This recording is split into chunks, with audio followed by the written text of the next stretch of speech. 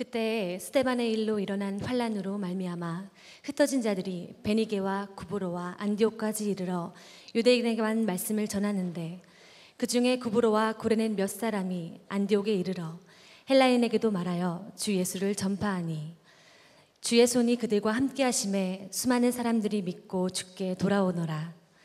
예루살렘 교회가 이 사람들의 소문을 듣고 바나바를 안디옥까지 보내니, 그가 이르러 하나님의 은혜를 보고 기뻐하여 모든 사람에게 굳건한 마음으로 주와 함께 머물러 있으라 권하니, 바나바는 착한 사람이요 성령과 믿음이 충만한 사람이라. 이에 큰 무리가 주께 더하여지더라. 저에게는 처음의 기회라고 생각을 합니다. 이렇게 수많은 젊은이 앞에서 하나님 말씀을 전한다는 것이 참 두렵고 떨리기도 하고 참 기쁘고 좋기도 합니다. 바로 여러분의 나이 때 28, 29, 그렇죠? 한국 나이로 30살 되었을 때, 만으로 아직 29이 안 됐을 때 저랑 저희 집사람이랑 아기 하나 안고 이민 가방 3개 들고 남미 땅에 첫 발을 디뎠던 것이 엊그제 같은데 벌써 11년이 지났습니다. 참 어려운 것이 해마다 한국에 들어오면 점점 제가 한국말을 못하는 것을 절감하게 됩니다. 그렇다고 스페인어가 유창한 것도 아닌데 점점 한국말로 하는 것이 어렵고, 또 설교를 길게 할 수 있는 능력도 상실되었습니다. 되게 좋아하시네요. 작년에 처음으로 금요 성령 집회 때 이 자리에서 말씀을 전했고, 그리고 올해 들어와서 수요 예배 때 말씀을 한번 전했고, 그 다음에 아펜젤러 선교학교 때 잠깐 제 소개를 했던 기억이 납니다. 그렇기 때문에 더 이상 저에 대한 소개를 PPT 화면 띄워가지고 이렇게 하는 것은 저도 지겹고 여러분도 지겨울 거라 생각을 해서, 저에 대한 소개는 잠깐 제가 말로 몇 마디 하는 것으로 하고 오늘 말씀을 함께 나누고자 합니다. 저는 남미 파라과이라고 하는 조그마한 국가에서 사역하고 있습니다. 남미 파라과이는 대한민국에서 갈 수 있는 가장 먼 나라입니다. 비행기 안에서 28시간을 보내면 도착하는 조그마한 나라이고요. 현재 인구는 약 650만 정도가 살고 있는 대한민국의 4배 정도 되는 작은 나라입니다. 저는 그곳에서 처음에 아무것도 없는 옥수수 밭에서 시작을 했습니다. 한국 사람은 물론이고 동양 사람도 하나도 없는 곳에서 처음 그들과 함께 살면서 그들한테 말도 배우고, 이렇게 하면서 현재까지 그 교회를 계속 담임하고 있고, 그리고 교회가 없는 각 지역들을 찾아다니면서 나무 밑에서 또는 강당에서 어디에서 이렇게 동네 마당에서 사람들 모아서 전도 집회하고, 그리고 그곳 가운데 예배 공동체를 세워나가고, 그 예배 공동체가 성장하여서 교회로 성장해 나가도록 이렇게 해서 교회를 세워나가는 일들을 계속하고 있습니다. 그리고 그렇게 세워진 교회들이 자신들이 알고 있는 일가 친척 친구들이 있는 더 깊은 지역에 들어가서 동일하게 말씀을 전하고 그곳에 예배 공동체를 세울 수 있도록 훈련하고 있습니다. 그래서 현재까지 약 56개 교회가 세워졌고요. 현재도 한 11곳의 예배 공동체가 지금 아주 건강하게 성장하고 있고, 20여 곳이 지금 예배 공동체가 새롭게 세워져 나가고 있습니다. 파라과이에 있는 수많은 지역들, 대부분의 지역들이 교회가 없습니다. 하나님 말씀을 듣고 싶어도 들을 수 있는 공간과 그 말씀을 전해주는 사람이 없습니다. 그래서 그런 지역들을 찾아다니면서 말씀을 전하는 일들을 지속적으로 하고 있고, 그리고 앞으로도 계속하려고 하고 있습니다.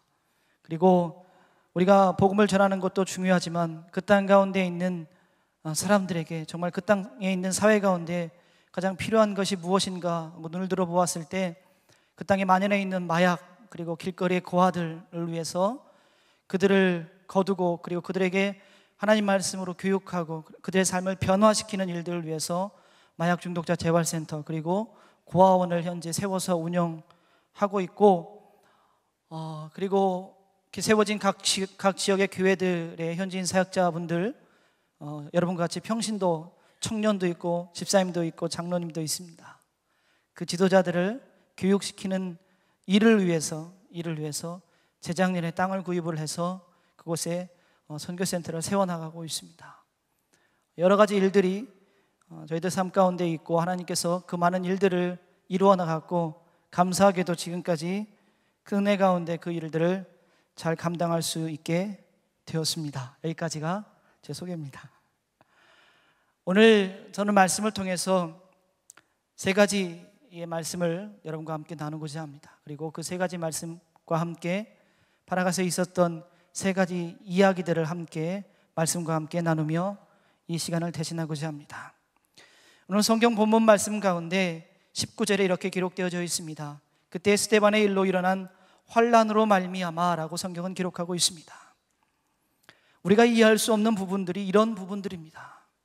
여러분이 아시다시피 예루살렘 공동체는 더 이상 아름다울 수 없을 만큼 아름다운 공동체였습니다. 예루살렘 공동체, 예루살렘 교회가 가지고 있는 아름다움은 우리가 흠모하기에 부족함이 없었습니다. 그리고 특별히 스데반은 그 가운데서 빛나는 보석 같은 사람이었고 그가 말씀을 전했을 때 많은 사람들이 주님 앞에 돌아오게 되었습니다. 그런데 왜 하필 그런 스데반의 가운데 이런 어려움들이 있는지 우리는 이해하지 못할 때가 많이 있습니다. 우리 특별히 젊은이들이 이 땅 가운데서 예수 믿는 그리스도인으로 살아가는 것이 쉽지 않음을 바라보게 됩니다. 한국 사회 만연해 있는 안티 크리스찬, 기독교에 대해서 반대하는 그런 사회적 분위기가 여러분을 힘들게 할 수 있을 거라고 저는 믿습니다. 근데 우리가 가만히 생각해 보면 왜 이런 일들이 우리들 가운데 일어났는지를 지금 당장 바라보지 못하고 지금 당장 환경만을 바라볼 때가 많이 있습니다. 특별히 그런 환경 가운데서 우리가 절망하고 이런 환경 가운데서 우리가 실망하는 경우가 참으로 많습니다. 제가 선교사역을 하면서 거의 2년에 한 번 정도 병원 신세를 집니다. 어떤 때는 입원하기도 하고요, 의사가 경고하기도 합니다. 특별히 어느 해인가는 아주 심각한 풍토병에 걸렸던 적이 있습니다. 약이 없는 병에 걸렸다, 하필이면 약이 없는 병에 걸리다 보고 하필 더군다나 그 1기, 2기, 3기가 있는데 가장 심각한 3기에 걸렸었습니다. 의사는 가망성이 없다라고 이야기도 했습니다. 그리고 그 상황을 많은 사람들이 지켜보았습니다. 특별히 우리 모든 성도들과 그리고 믿지 않는 주변에 있는 모든 사람들이 이 상황을 지켜보았습니다. 그리고 그들은 나중에 제가 알게 된 거지만 그들은 그렇게 단언했다고 합니다. 저 선교사는 죽을 것이다. 또는 만약에 저 선교사가 살아나더라도 저 선교는 분명히 다시 그의 나라로 돌아갈 것이다 라고 사람들은 이야기했다고 합니다. 저도 병상의 자리에 누워서 도무지 이해할 수 없는 상황 가운데 하나님께 원망도 했습니다. 심지어 저의 주된 기도의 내용은 이거였습니다. 주님, 이제 됐습니다. 이제 나를 좀 데려가 주십시오. 그 고통이 너무 심각해서 주님, 이제 됐습니다. 이만하면 됐습니다. 이제 저를 좀 데려가십시오 라고 기도하기도 했습니다. 그 병에 1기에 걸렸던 한 선교사님 사모님이 병문안에 왔습니다. 이렇게 이야기합니다. 나도 그 병을 걸려봤는데 내가 아이를 3명 낳을 때 힘들고 아팠던 것을 합쳤던 것보다 더 힘들고 아팠습니다. 선교사님은 더군다나 3기이니 얼마나 힘드십니까? 라고 이야기했던 것이 기억이 납니다. 주님께 주님, 이제 되었습니다. 이제 데려가십시오 라고 기도했지만 하나님께서 저를 회복시키시고 일으키셨습니다. 그리고 다시 제가 그들의 우리 현지인 우리 성도님들과 그리고 우리 마을 사람들이 살고 있는 그곳으로 들어가자 사람들이 그제서야 저 선교사가 하는 이야기가 무언가 대단한 게 있겠구나, 저 선교사가 하는 이야기가 뭔가 중요한 게 있겠구나, 그러니 그가 다시 죽을 고비를 넘기고도 다시 돌아왔구나, 우리가 한번 그 이야기를 한번 들어보자라고 이야기했다라고 나중에 듣게 되었습니다. 스데반의 일로 일어난 환난, 많은 사람들이 이해할 수가 없었습니다. 그들이 아름답게 예배하고 있던 그 예루살렘 공동체를 더 이상 있을 수 없어 그들은 떠날 수밖에 없었습니다. 그리고 그들은 떠난 곳이 베니게와 구브로와 안디옥까지 이르렀다라고 성경은 기록하고 있습니다. 그런데 중요한 것은 그들이 여전히 유대인에게만 말씀을 전하였다라고 성경은 기록하고 있습니다. 하나님의 마음은 이 예루살렘 공동체의 이 뜨거운 이 열기가 이 예루살렘 성벽 안에만 갇혀 있는 것이 아니라 예루살렘 성벽보다 성안보다 수천 배 수만 배 더 넓은 열방 가운데 이 불길이 퍼지기를 원했는데, 우리가 여기가 좋사오니, 우리 예배 공동체가 좋사오니, 우리가 모여있는 이 모임이 아름다우니 우리는 이곳에만 있기를 원했던 그 마음을 하나님께서는 흩으셨던 것입니다. 하나님의 마음은 예루살렘 성벽 안에가 아니라 예루살렘 성 밖에 있는 더 많은 영혼들에게 맞추어져 있었습니다. 아직 그것을 바라보지 못했지만 20절에 그 중에 구브로와 구레네 몇 사람이 안디옥에 이르러 헬라인에게도 말하여 주 예수를 전파하였다고 성경은 기록하고 있습니다. 자, 하나님의 마음을 읽은 몇 사람이 성경에 기록되어져 있습니다. 하나님께서 왜 우리를 예루살렘 성 밖으로 몰아내셨는가, 밀어내셨는가 생각해보고 기도해보는 가운데 그중 몇 사람이 이 복음이 우리 유대인에게만 뿐만이 아니라 이방인이라 표현되는 헬라인에게 복음이 전해지는 것을 성경은 기록하고 있습니다. 헬라인은 당대의 가장 강력한 지식인층이었습니다. 로마가 총칼로 헬라를 지배했지만 다시 헬라는 우리는 우리의 문화와 우리의 학문으로 로마를 재점령하겠다라고 호언장담했을 만큼 헬라인들은 지식인이었고 당대의 가장 똑똑한 사람들이었습니다. 예수님의 제자들은 어떻습니까? 예수님의 제자들은 가난한 갈릴리의 어부들이었습니다. 그들 가운데 정기적인 학문을 받은 사람이 아마도 없었을 것이라고 성경학자들은 이야기합니다. 아무도 헬라인은 감히 접할 수 없는, 우리와는 다른 그런 사람이라고 생각했을지도 모릅니다. 하지만 그들 가운데 몇 사람이 이 복음, 이 살아있는 예수 그리스도의 뜨거움을 그 헬라인에게 전하자 21절에 어떻게 되죠? 주의 손이 그들과 함께 하였다라고 성경은 기록하고 있습니다.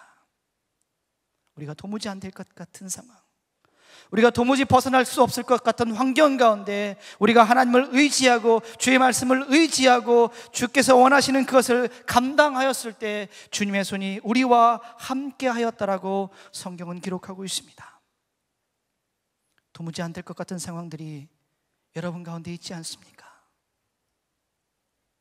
특별히 제가 현지인 사역을 하면서 가장 어려운 사역은 56개 교회 가운데 인디오 교회들입니다. 인디오 공동체, 북미는 인디언이라고 하고 남미는 인디오라고 합니다. 이 인디오 공동체는 굉장히 폐쇄적인 집단입니다. 그들은 그들만의 보호구역 안에 살고 있습니다. 그 보호구역에는 백인이 들어갈 수도 없고 들어가도 그들이 백인을 만나주지 않습니다. 여러분 혹시 보셨을 영화 미션에 나오는 그 모습이, 그 상황이 바로 저희가 있는 바로 그곳입니다. 파라과이 21개 종족 가운데 저는 2 종족을 섬기고 있는데, 처음에 그 종족 가운데 들어갔을 때 저는 이 모습 가지고 들어갔습니다. 동양인이라는 것, 눈이 찢어지고 키가 작고 그리고 아이들 엉덩이에 몽고 반점이 있는 같은 민족이라는 것을 가지고 들어갔습니다. 사실 아메리카권에서 동양인으로 산다는 것, 동양인 선교사로 활동한다는 것은 엄청난 제약이 있습니다. 제 자신이 저의 이런 모습이 컴플렉스였습니다. 백인 사회에서 동양인이 가지는 위치는 굉장히 낮습니다. 그런데 반대로 역으로 인디오들을 선교하는데 이 동양인이라는 것이 얼마나 큰 장점인지 모릅니다. 백인은 들어갈 수도 없고 만날 수도 없는 그들을 같은 동양 사람이기 때문에, 같은 모습을 하고 있기 때문에 들어갈 수가 있었습니다. 한 지역에 들어가서 복음을 전하고 그리고 그 지역의 예배 공동체를 세우기 위해서는 굉장히 큰 노력들이 필요합니다. 그리고 특별히 그들 가운데 그들의 마음의 문을 열 수 있는 복음의 접촉점들이 필요합니다. 그런데 놀랍게도 하나님께서는 내가 생각해서 내가 잘난 부분, 내가 잘하는 부분을 가지고 그들의 마음을 열었던 것이 아니라 나의 부족했던 모습, 나의 연약했던 모습, 그들과 별반 다르지 않은 모습을 통해서 그들이 마음의 문을 여는 것을 많이 보았습니다. 특별히 인디오 이 공동체 가운데 복음의 접촉점은 우리의 모습이었습니다. 이 찢어진 눈을 가지고 있는 이 컴플렉스가 오히려 그들에게는 마음의 문을 열 수 있는 복음의 접촉점이었습니다. 처음에 들어갔습니다. 들어갔는데 그곳 가운데 3,400명이 살고 있는 그 공동체 가운데 추장이 있는데 그 추장이 도무지 우리들 가운데 마음의 문을 열지 않았습니다. 다른 곳은 어느 곳에 가든지 말씀을 전할 수 있고 전도할 수 있습니다. 여러분, 특별히 남미는 언어가 통일되어져 있습니다. 그리고 어느 지역에 가든지 방에는 있을지언정 밖에는 없습니다. 전도 활동하고 예배 활동하는 것이 전혀 방해받지 않습니다. 문이 열려 있습니다. 그런데 이 인디오 공동체 가운데는 추장이 아무런 허락을 하지 않는 것입니다. 예배할 수가 없었습니다. 기도하였습니다. 하나님, 이곳 가운데 저들의 마음의 문을 열 수 있는, 저들에게 복음을 전할 수 있는 눈을 열어주십시오. 기도하던 가운데 그곳에 병원도 없고 약국도 없는 것을 보았습니다. 아이들은 상처가 나면 그대로 다 방치되고 나중에는 그게 골고 터져서 문제가 생기는 것을 보았습니다. 하나님께서 눈을 열어서 그것을 섬길 수 있도록 허락해 주셨습니다. 앉아서 아이들의 발을 고름을 짜내고 그리고 닦아내고 약을 바르고 항생제를 먹였습니다. 한 번도 약을 써보지 않은 아이들이었기 때문에 항생제 반알이 그 아이들의 아픔을 싹 치유했습니다. 그 다음에 가면 소문을 듣고 사람들이 몰려오기 시작합니다. 5시간씩 허리 한번 펴지 못하고 앉아서 고름만 짜냈습니다. 그렇게 약 1년을 했습니다. 마음에 점점 회의감이 들기 시작했습니다. 주님, 제가 지금 많은 곳에 전도를 하고 있고 많은 곳에 예배 공동체들을 세워나가고 있는데 이곳은 1년째 복음을 전할 수도 없고 이곳에 1년 동안 앉아서 고름만 짜내고 있습니다. 지금 저들이 좋은지 싫은지 반응조차 없습니다. 제가 지금까지도 하고 있는데 앞으로도 계속해야 됩니까? 주님께 기도했을 때 주님께서는 아무 말씀도 하지 않았습니다. 그리고 그 다음 주에 다시 찾아갔을 때 추장이 찾아왔습니다. 추장이 찾아와서 이렇게 이야기했습니다. 우리는 지난 한 주간 동안 우리 부족회를 했습니다. 이 부족의 원로들이 모여서 이야기를 했는데 저 동양인 선교사가 우리에게 필요한 사람인 것을 우리가 알았습니다. 그리고 우리는 당신이 무엇을 원하는지도 알고 있습니다. 그러자 그는 그렇게 이야기했습니다. 그래서 저는 궁금한 마음에, 알고 있었지만 궁금한 마음에 무엇을 원하는 것 같습니까? 라고 이야기하자 그가 당신 이곳에 예배당을 세우고 싶지 않습니까? 이곳에서 예배하고 싶지 않습니까? 네, 그렇습니다. 저는 예배하고 싶었습니다. 하지만 저는 기다렸습니다. 그 추장이 그 말을 듣고 그러면 이곳에 예배당을 세우십시오 하고 땅을 6,000평 땅을 주었습니다. 그리고 그곳에 세운 교회가 지금 있는 모든 교회들 가운데 가장 성도가 많습니다. 그 추장의 아버지도 그 교회 성도입니다. 여러분, 주님의 손이 함께하는 것, 이것이 우리들의 삶의 승리의 비결입니다. 여러분, 도무지 안 될 것 같은 상황이 있지 않습니까? 도무지 이해할 수 없을 것 같은 상황이 있지 않습니까? 도무지 이것은 안 될 것 같은 상황이 있지 않습니까? 무식한 우리가 어떻게 저 똑똑한 헬라인들에게 복음을 전할 수가 있겠는가? 어떻게 그들 앞에 입을 열어서 그들을 설득할 수 있겠는가?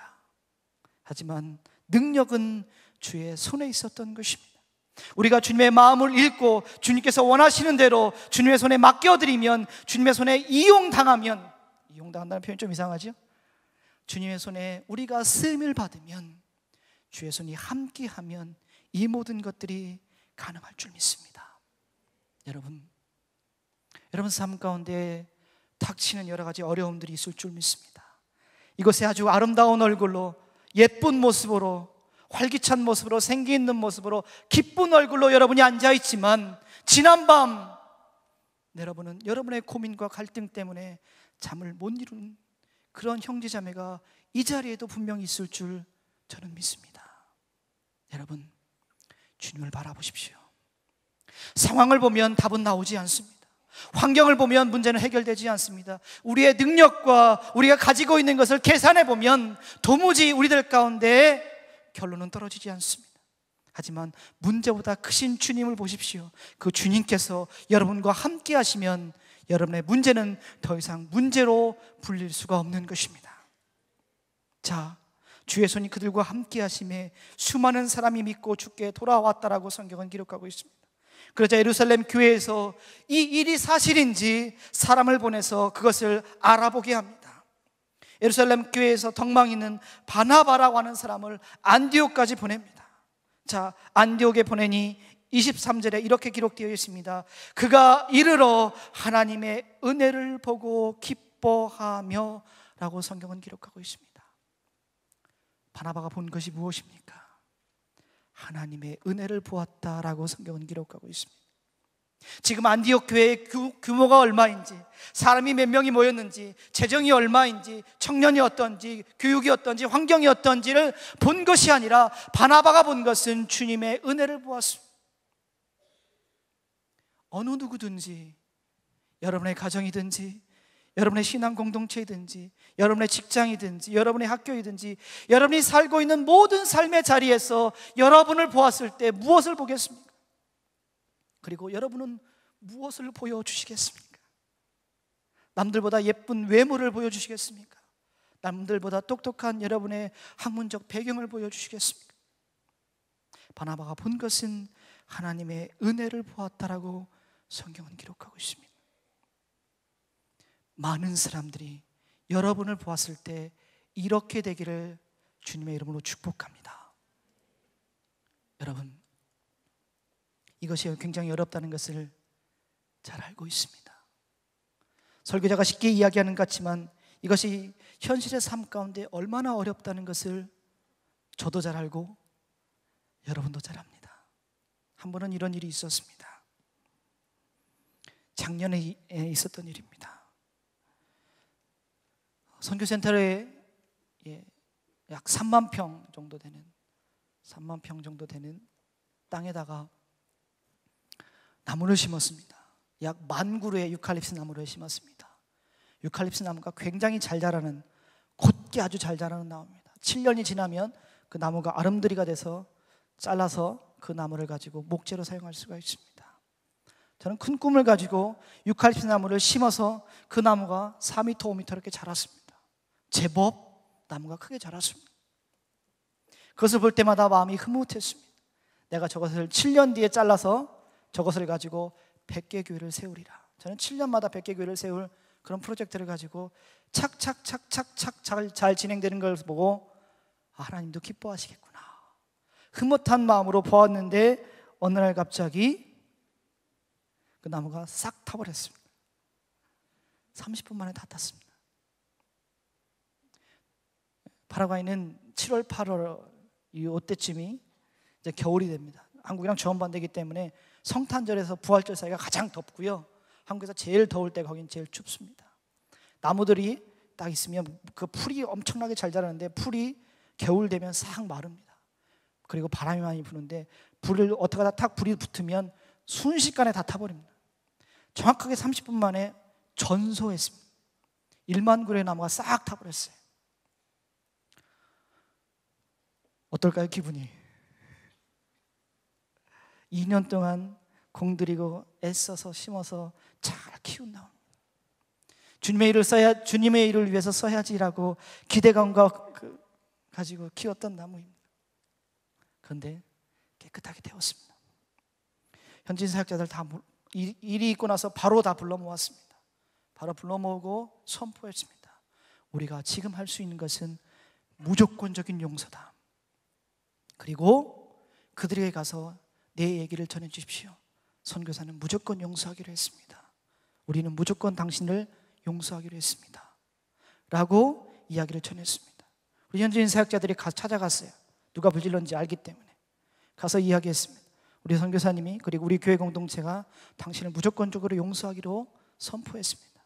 그러자 그 사람이 콧방귀를 꼈습니다. 웃기는 소리 하지 마라. 적어도 내가 알고 있는 범위 내에서, 적어도 내가 살아온 환경 안에서, 그리고 적어도 내가 살아온 이 전통 안에서 이런 일이 벌어지면 나는 그 사람은 당연히 나를 감옥에다 집어넣고 내가 가지고 있는 것 전부 다 몰수할 것이 당연한 것이다. 그런데 지금 나한테 와서 용서를 한다고 웃기는 소리 하지 마. 나를 잡아가기 위해서 지금 기만하는 거다. 친구들 다 불러 모아서 다 총을 가지고 자, 그 선교사 죽이러 가자. 우리가 당하기 전에 먼저 그 사람을 죽이자. 우리 현지인 사역자들이 헐레벌떡 쫓아왔습니다. 선교사님 여기 있으면 안 됩니다. 총 맞아 죽게 생겼습니다.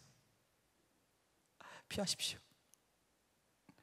그날 예배당에 앉아서 기도하는데 이 강단이 있으면 맨 앞에 한가운데 항상 무릎 꿇고 기도하는 제 자리가 있습니다. 기도가 나오지 않았습니다. 너무 기가 막혀서, 너무 기가 막히고 너무 억울해서 기도가 나오지 않았습니다. 하나님께 이렇게 기도했습니다. 하나님, 뭐지요? 어떻게 해야 되지요? 아무런 기도의 음성이 나오지 않았습니다. 하나님께서 제 마음을 툭 쳤습니다. 마치 지나가는 사람이 어깨에 툭 치듯이 제 마음을 툭 쳤습니다. 그러면서 물어보았습니다. 너 왜 그러고 있니? 솔직히 그 말 들었을 때 되게 서운했습니다. 하나님 미웠어요. 주님 미워요. 그 얘기 하고 싶었어요. 저는 적어도 이런 말을 듣고 싶었습니다. 선교사야, 목사야, 힘들었지. 아이고 얼마나 마음이 아팠니? 얼마나 마음이 아프니? 라고 적어도 위로하실 줄 알았습니다.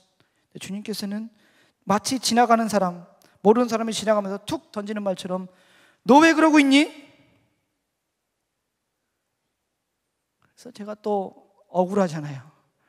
그래서 막 그 7살짜리 꼬마애들처럼 막 제 상황과 억울한 거 막 하소연했습니다.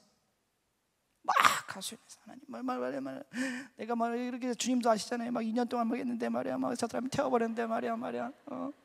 용서한다고 했는데 말이야. 와가서 저 죽이려고 그러고 말이야. 제가 지금 막 저 살고 싶지가 않아요. 막 진짜 이러고 있는데 하나님께서 정색을 하면서 물어봤습니다. 너 왜 그거 심었니? 에? 너 왜 그거 심었니? 아시잖아요. 뭐 또 설명을 또 막 장황하게 했습니다. 뭐 해가지고 7년마다 어쩌고 막 뭐 100개의 교회를 세우고 어쩌고. 하나님께서 그 얘기를 다 듣고 계시다가 잠깐만 했습니다. 넌 도둑질한 거야. 말이 앞뒤가 안 맞지 않습니까? 그죠? 얘기가 기승전결로 잘 나가다 갑자기 도둑질이라니요. 도둑질이라니. 하나님 다 알아듣겠는데 그 말은 못 알아듣겠습니다. 하나님 따졌습니다. 저도 정색을 했어요. 도둑질이라니요. 뭔 도둑질이에요? 막 따졌어요. 하나님이 조용히 말씀하셨습니다. 너는 내가 어떤 교회나 어떤 사람들에게 내가 은혜를 베풀어서 그들로 하여금 그들 마음 가운데 기쁨으로 하나님의 예배당을 세우는데 헌신하는 기쁨을 도둑질했다. 너는 네가 어디를 가서 선교복을 하든지 선교 이야기를 할 때 네가 필요한, 그리고 사람들이 필요한, 지금 사람들이 오랫동안 기다리고 준비하고 기도하고 있는 그 예배당 건축을 위해서 후원을 이야기했을 때 너는 마치 네가 구걸하는 것처럼 부끄러운 마음을 가지고 그들에게 이야기했다. 너는 내가 그들 마음에 기쁨을 주어서 그들로 하여금 헌신하려고 하는 것을 가로채려 했다. 제 마음을 정확하게 보여주셨습니다. 저는 나무를 심으면서 그 생각을 했던 것이 사실이었습니다. 주님, 속된 말로 더럽고 치사합니다. 내가 내 집 짓는 것도 아니고 주님의 집을 짓겠다고 사람들한테 이야기하는데 제가 제 자신이 너무 처량하고 비굴해 보입니다. 차라리 제가 하겠습니다. 제가 제 땅에다가 나무 심어서 그 나무 가지고 제가 교회 짓겠습니다 라고 했던 그 마음을 주님께서 보여주신 것입니다. 그래서 주님께서 하신 말씀이 너는 도둑질한 것이다. 이제 이해가 됐어요. 자, 털털 털고 일어났습니다. 주님, 알았어요. 그럼 어떻게 하면 되죠? 너 뭐라고 얘기했니? 용서하기로 했어요. 무조건 용서를 선포했어요. 그래, 그러면 용서를 보여줘. 용서를 보여주라 말이야. 사람들이 처음에 기다렸습니다. 저 선교사가 언제 경찰들을 싹 불러다가 우리를 다 잡아놓을까를 기다리고 있었던 거예요. 총 들고. 하루가 지나고 이틀이 지나고 일주일이 지나고 한 달이 지나고 두 달이 지나도 경찰이 안 오네. 그리고 저 선교사가 한 이야기가 사실이네. 그것을 그 사람들이 보았습니다. 제가 많은 곳에 예배당을 세우고 많은 곳에 전도 활동을 했지만 유독 그 지역이 복음이 안 들어갔습니다. 희한하게 마음이 강팍했던 지역이에요. 그런데 그 상황을 보자 사람들이 마음이 녹기 시작했습니다. 저게 진짜구나. 오늘 말씀 가운데 그가 하나님의 은혜를 어떻게 하고요? 보고 저 선교사가 우리에게 말했던 그 용서가 들었던 것이 아니라 실제로 그 용서를 보니까 그들의 마음이 열리기 시작했습니다. 그리고 그곳에 우리 전도팀들이 들어가서 전도해서 작년에 그곳에 예배당을 세우고 그곳에 예배를 드리고 있습니다. 여러분, 우리가 무엇을 보여주겠습니까?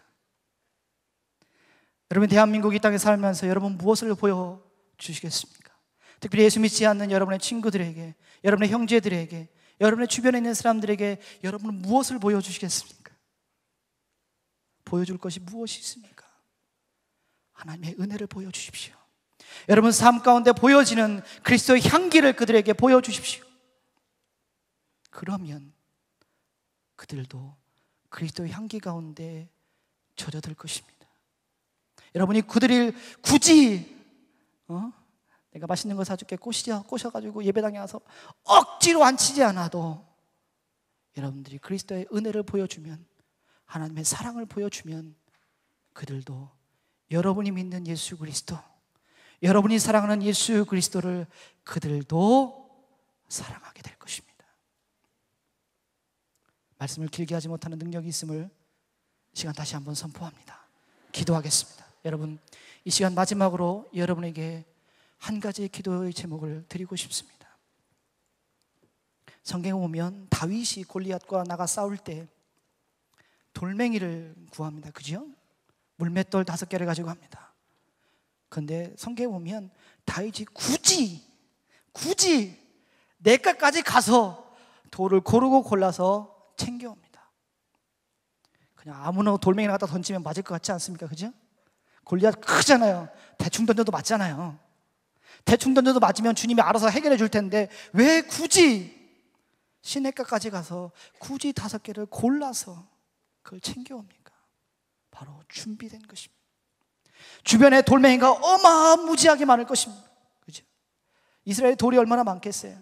다윗 지금 옆에도, 말하고 있는 그 옆에도 지금 돌멩이가 널려 있을 것입니다. 아무거나 들고 와도 되잖아요.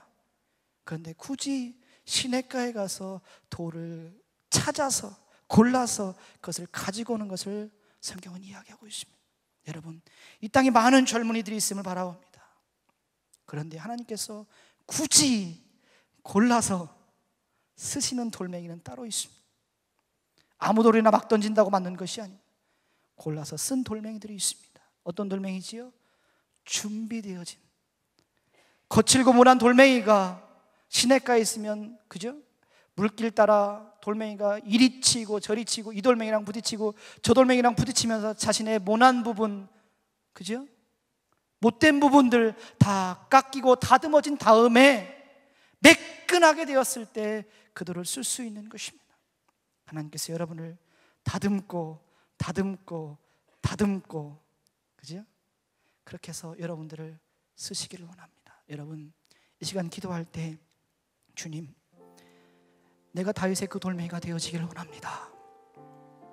여러분, 특별히 여러분은 한 가지 도전을 합니다. 우리가 아직 젊었을 때 여러분의 삶에, 여러분의 젊음에 11조를 한번 드려보십시오. 그것이 해외이든지 국내이든지 어느 곳이든지 내가 나의 삶을 위해서, 나의 발전을 위해서, 나의 진보를 위해서 내 시간을 쓰는 것이 아니라 온전하게 주님께서 원하시는 그곳에서 여러분의 젊음의 시간에 11조를 한번 드려보십시오. 그러면 그 기간 동안 주님께서 여러분을 다듬으실 것입니다. 그 시간이 지나면 여러분은 세상의 거대한 골리앗을 쓰러뜨릴 수 있는 위대한 돌멩이가 될 것입니다. 이런 거룩한 상상 왜 우리 가운데 없어야 되겠습니까? 왜 여러분 가운데 그런 거룩한 상상이 있으면 될까요? 안 될까요? 되겠죠. 이 시간 다 함께 눈을 감고, 주님, 내가 주님 손에 들린 거룩한 돌멩이가 되어지기를 원합니다. 세상의 벽이 아무리 높고 견고하다 할지라도 주님께서 함께 하시면 그 벽을 깨 부술 수 있을 줄 믿습니다. 주님, 내가 그 돌멩이 되어줄 수 있도록 주님 나를 사용하여 주옵소서. 우리 함께 기도하겠습니다. 할렐루야. 하나님, 그렇습니다. 주님의 손에 거룩하게 쓰임받기를 원합니다. 오 할렐루야. 주님, 그렇게 되어지기를 원합니다. 주님, 나를 사용하여 주옵소서. 아버지, 나를 다듬어 주옵소서. 주님, 그렇게 되어지기를 원합니다. 주님, 나를 사용하여 주옵소서. 주님, 나를 사용하여 주옵소서. 주님, 나를 다듬어 주옵소서. 나를 훈련시키옵소서. 오 할렐루야. 오 할렐루야.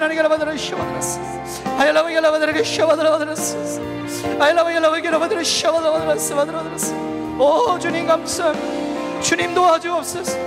주님 함께하여 주옵소서.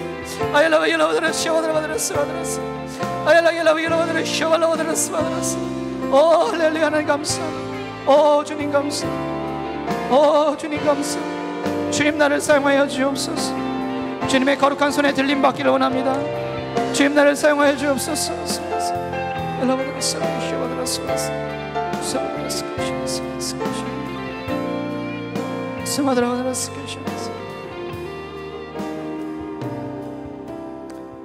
그렇습니다. 주님, 우리가 주님 앞에 쓰임 받기를 원합니다.